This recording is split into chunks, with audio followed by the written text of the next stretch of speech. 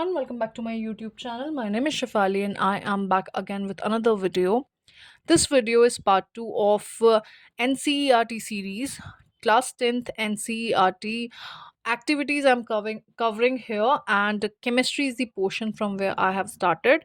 And कोशिश करूँगी मैं पूरी कि केमिस्ट्री के तो एटलीस्ट सारे NCERT एक्टिविटीज़ में लेके आऊँ. And so let's not waste any more time and let's get started with the video. But before we start, a quick request to people, please do consider subscribing my channel. Also share it with your friends and family who are in need of one such video. Also tell me down on the comment section किस topic पे आपको videos चाहिए, कैसी videos चाहिए, क्या कोई ऐसा specific topic है केमिस्ट्री के अंदर या कोई ऐसा एक्सपेरिमेंट है जो आप देखना चाहते हैं कि मैं परफॉर्म करूं, या कोई वीडियो ऐसी, कोई टॉपिक ऐसा जो आप चाहते हैं जिस पे मैं वीडियो बनाऊं, तो मैं पूरी कोशिश करूंगी कि मैं वो वीडियो आपके लिए ला सकूं. तो चलिए शुरू करते हैं हम आज का टॉपिक. सो पार्ट 1 में 1.1 से लेके 1.4 तक मैंने क्लास 10th की NCERT के केमिस्ट्री का फर्स्ट चैप्टर पूरा का पूरे सारी एक्टिविटीज़ डिस्कस करी हैं, अच्छे से एक्सप्लेन करा है. And now in part 2 we are starting with activity of 1.5, again class 10th chemistry it is. So पहला पॉइंट है जो एक्टिविटी 1.5 का, take about 2 gram ferrous sulfate crystals in a dry boiling tube. Note the color of ferrous sulfate crystals. Heat the boiling tube over the flame of a burner or spirit lamp as shown in figure 1.4. Observe the color of crystals after heating. So सबसे पहली चीज़ जो ये बोल रहे हैं take about 2 gram of ferrous sulphate. Ferrous sulphate ये होता है फेरस सल्फेट का फॉर्मूला, क्लास 9th पढ़ के आए हैं आप.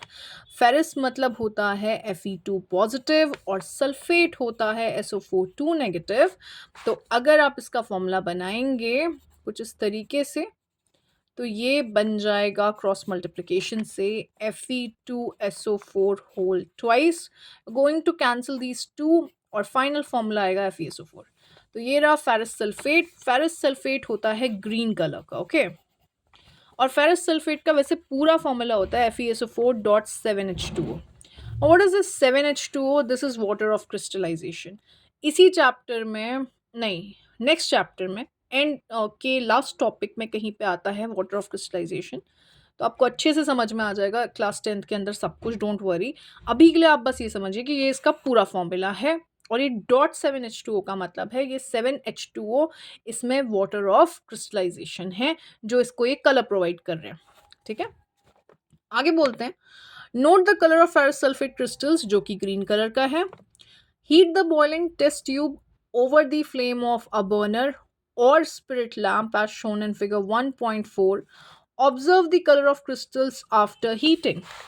तो ये जो FeSO4 है बोल रहे हैं इसको एक टेस्ट ट्यूब में ले लीजिए, ये ग्रीन कलर का है. FeSO4.7H2O इसका पूरा फॉर्मूला है. जब आप इसे एक बर्नर पे हीट करेंगे, यहाँ पे हीटिंग करेंगे इसे, तो क्या होने वाला है. मैंने एक वाटर ऑफ क्रिस्टलाइजेशन पे एक एक्सपेरिमेंट क्लास 10th के अंदर ही होता है, तो मैंने उस पर एक वीडियो डाला है, एक्सपेरिमेंट बना के डाला है. ये वीडियो देखने के बाद आप ज़रूर उस वीडियो को सर्च करिएगा, मिल जाएगा आपको मेरे लैब वीडियोस में. प्लेलिस्ट बनाई है मैंने लैब वीडियोस करके, लैब वर्क करके एक वीडियो है, वहाँ पे अच्छे से आपको पूरा समझ में आ जाएगा. तो क्या होता है जब हम इसे हीट करते हैं तो ये जो कलर होता है ना, जो ये ग्रीन कलर है, आप देखोगे जैसे जैसे हीट होगा वैसे वैसे ग्रीन कलर जो होगा वाइट हो जाएगा. और यहाँ पे आपको मॉइस्चर्स देखने को मिलेंगे टेस्ट ट्यूब के अंदर. बहुत अच्छे से मैंने वो एक्सपेरिमेंट कंडक्ट किया है और मॉइस्चर्स दिख भी रहे हैं आपको आपकी स्क्रीन पे, तो उसको देखिएगा उस वीडियो को, आपको ज़्यादा अच्छे से क्लियर होगा. ये होता इसलिए है ये क्योंकि 7H2O जो वाटर ऑफ क्रिस्टलाइजेशन है वो यहाँ से इवेपोरेट हो जाते हैं और सिर्फ FeSO4 बनता है. दैट इज़ द रीज़न ये 7H2O लूज़ करने की वजह से ये ग्रीन से वाइट हो जाता है.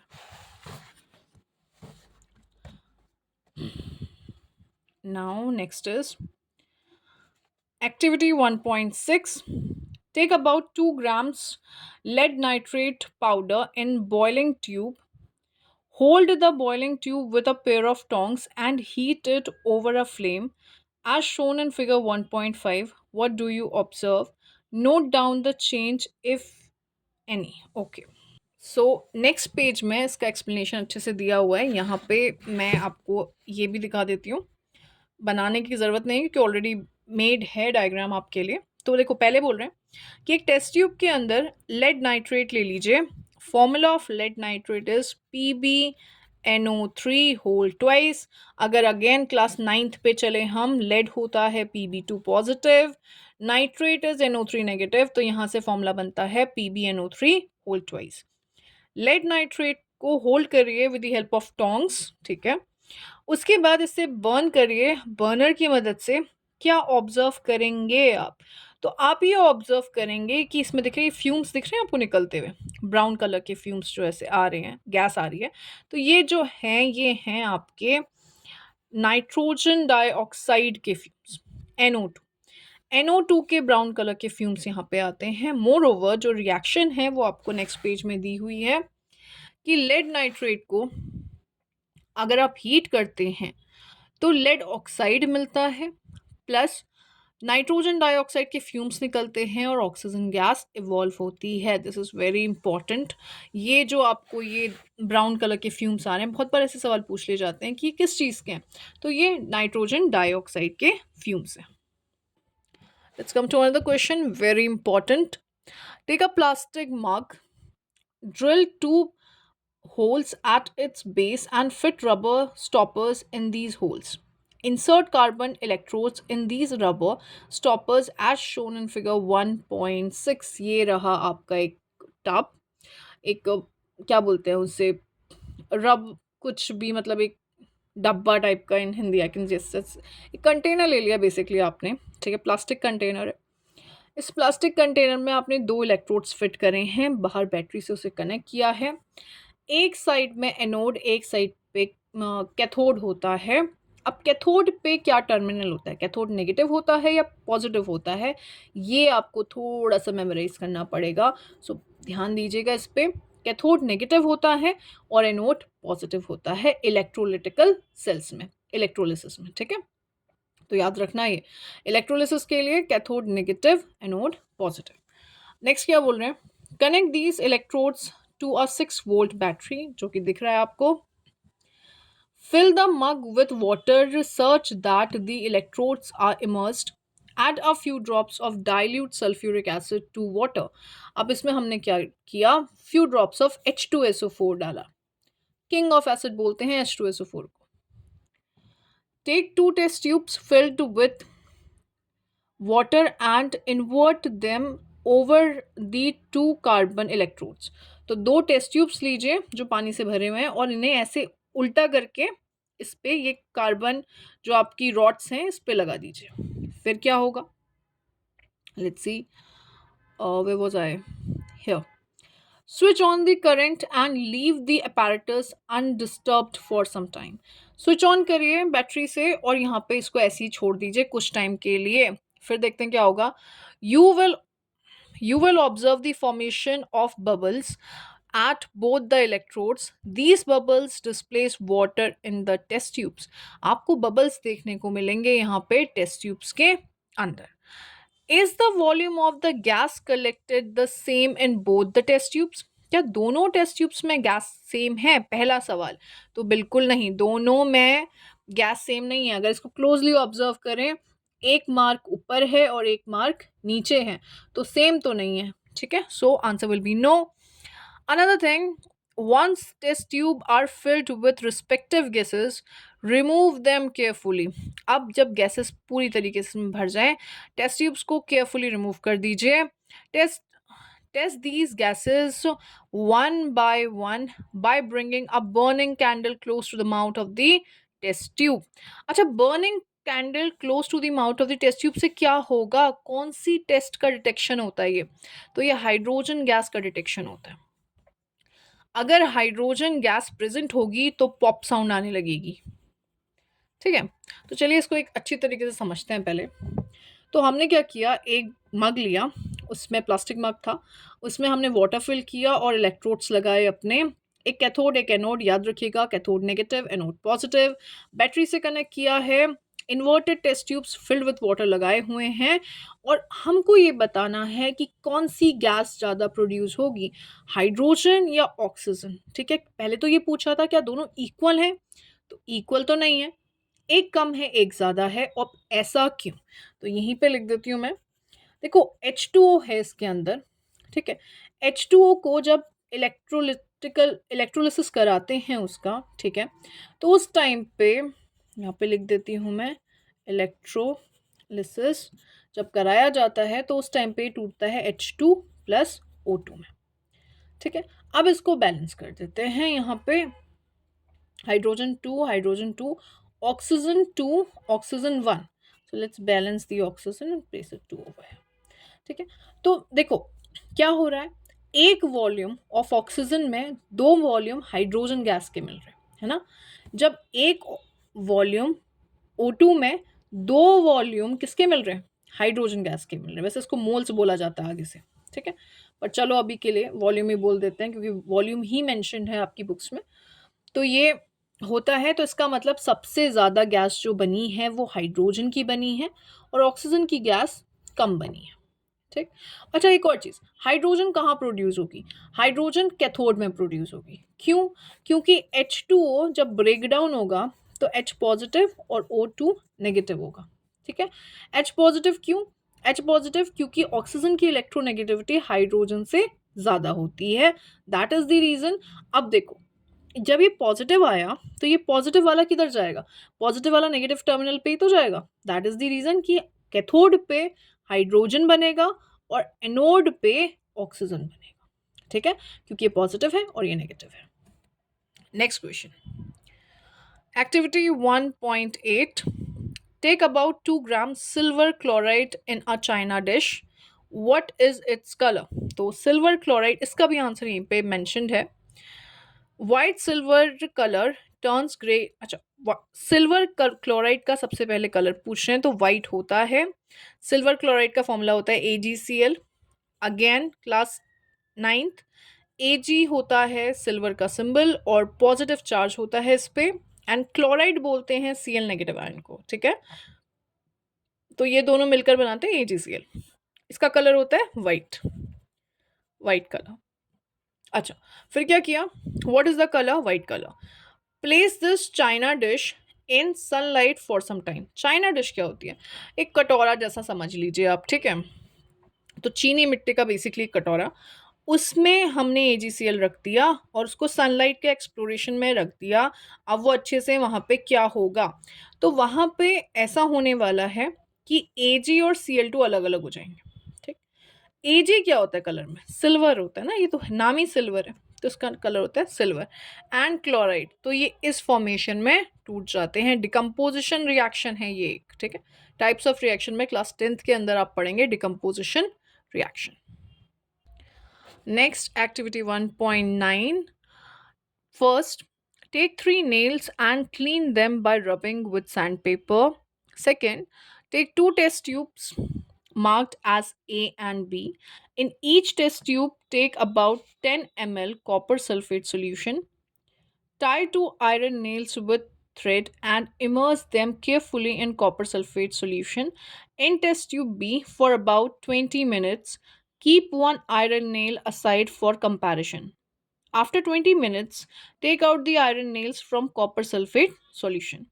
Compare the intensity of blue color of copper sulfate solution in test tube A and B. Also compare the color of the iron nails dipped in copper sulfate solution with the one kept aside. तो देखते हैं question क्या बोल रहा है। Question बोल रहा है कि आप कुछ नहीं कीजिए, आप एक टेस्ट ट्यूब में कॉपर सल्फेट का सॉल्यूशन डाल दीजिए। कॉपर सल्फेट होता है CuSO4, ठीक है, कॉपर की वैलेंसी Cu2 पॉजिटिव और सल्फेट SO4 2 नेगेटिव। यहाँ पे कॉपर की वैलेंसी वैसे Cu पॉजिटिव भी होती है पर यहाँ पे Cu2 पॉजिटिव होती है। ठीक है, नेक्स्ट, तो कॉपर सल्फेट ये ब्लू कलर का होता है। अगेन इसका कलर ब्लू क्यों होता है, क्योंकि CuSO4.5H2O होता है इसका पूरा फॉर्मूला, और 5H2O मतलब 5 वाटर ऑफ क्रिस्टलाइजेशन होने की वजह से इसमें आपका ब्लू कलर शो करता है ये। ठीक है, water of crystallisation class 10th में ही पढ़ेंगे आप, डोंट वरी, पढ़ ही लेंगे, मतलब ख़त्म होते होते क्लास 10 बहुत सारी चीज़ें क्लियर हो जाएंगी आपकी इस बार। तो ये रहा ब्लू कलर सॉल्यूशन। इसमें हम डालेंगे अच्छे से साफ़ करके अपनी आयरन नेल। ये आयरन नेल हमने इसमें डिप कर दी। हमने क्या ऑब्जर्व किया? हमने ये ऑब्जर्व किया कुछ समय बाद आयरन नेल कुछ ऐसी हो गई, ठीक है? जब उसे कॉपर सल्फेट सॉल्यूशन से बाहर निकाला गया तो वो कुछ इस तरीके की हो गई और जो सॉल्यूशन था वो ऐसा कुछ फेड हो गया। तो अब ऐसा क्यों हुआ? तो ऐसा इसलिए हुआ क्योंकि इसमें ये रिएक्शन लिखी हुई है तो मैं यही देख लेती हूँ। देखो आयरन होता है Fe, एटॉमिक नंबर होता है 26, इसका सिंबल होता है Fe, ठीक है? कॉपर सल्फेट CuSO4 जैसे कि मैंने बताया ब्लू कलर का सब्सटेंस होता है आपका। इसने क्या किया? इसी इसी अभी रिएक्टिविटी सीरीज आएगा क्लास 3rd चैप्टर के अंदर, तो वहाँ पे आपको डिस्प्लेसमेंट रिएक्शन पढ़ाई जाएगी। कौन सा मेटल किस मेटल को डिस्प्लेस करता है? देखो आयरन जो होता है ना, कॉपर से स्ट्रांग होता है, तो आयरन कॉपर को डिस्प्लेस कर देता है। दैट्स द रीजन FeSO4 बन जाता है। तो ये जो सॉल्यूशन है ना, ये फेड हुआ है, FeSO4 का सॉल्यूशन है, ठीक है? और कॉपर जो है, कॉपर निकल जाता है, जो कहाँ पे मिल जाता है? इस पे मिल जाता है। दैट्स द रीजन ये क्या हो जाता है, इस तरीके से नेल जो होती है आपकी, इस तरीके से थोड़ा सा रस्ट आउट हो जाती है, ठीक? ये आपका डिस्प्लेसमेंट रिएक्शन की वजह से होता है। Now let's go with activity 1.10. Take about 3 ml of sodium sulfate solution in a test tube. In another test tube, take about 3 ml of barium chloride solution. Mix the two solutions. What do you observe? तो बोल रहे हैं एक test tube में आप एक काम करिए, पहले Na2SO4 जो होता है सोडियम सल्फेट, इसको लीजिए और दूसरे सॉल्यूशन में बेरियम क्लोराइड लीजिए। याद रखिएगा दोनों ही सॉल्ट्स हैं तो दोनों को एक्वस फॉर्म में लेना है। एक्वस फॉर्म मतलब पानी के साथ इनका सॉल्यूशन बना के आराम से इनको फिर जाके मिक्स करना है, ठीक है? तो जब हमने इनको मिक्स किया तो हमें क्या ऑब्जर्व हुआ? जब हमने इन दोनों को एक साथ मिक्स किया तो हमें ऐसा देखने को मिला, एक वाइट कलर की प्रेसिपिटेशन देखने को मिली। वाइट कलर प्रेसिपिटेट, यहाँ पे ऐसे प्रेसिपिटेट क्या होता है? प्रेसिपिटेट सॉलिड मास होता है, ठीक है? प्रेसिपिटेशन यहाँ पे ऐसे देखने को मिली। तो ये वाइट कलर की प्रेसिपिटेट किसकी वजह से थी? ये थी बेरियम सल्फेट की वजह से। प्रेसिपिटेशन का सिंबल कुछ इस तरीके से दिखाते हैं हम केमिस्ट्री के अंदर, ओके? सो ये BaSO4 बेरियम सल्फेट का प्रेसिपिटेट है और NaCl is the common salt, ठीक है? ये एज अ बाय प्रोडक्ट निकला है यहाँ पे, okay? Last activity 1.11. Heat a china dish containing about 1 gram copper powder. ये थोड़ी सी इंपॉर्टेंट है, पूछ भी ली जाती है बहुत बार। तो कॉपर जो होता है उसका जो ओरिजिनल कलर होता है वो होता है आपका ब्राउन, ठीक है? तो ये एक चाइना डिश, जैसे कि मैंने आपको बताया था, एक कटोरा टाइप का होता है। तो एक बोल में हमने, चाइना डिश बोलते हैं जिसे केमिस्ट्री में, ठीक है? उसमें हमने रखा है अपना ब्राउन पाउडर जो है कॉपर। इसको कर रहे हैं हम heat with the help of burner. अब क्या हुआ? What do you observe? क्या देखने को मिला आपको? देखिए ये रिएक्शन समझा देगी आपको क्या देखने को मिलेगा। आपको एक ब्लैक सब्सटेंस देखने को मिलता है। अब वो ब्लैक सब्सटेंस किस चीज का है? वो है कॉपर ऑक्साइड का सब्सटेंस, ओके? कॉपर ऑक्साइड जो होता है ये ब्लैक इन कलर होता है, ओके?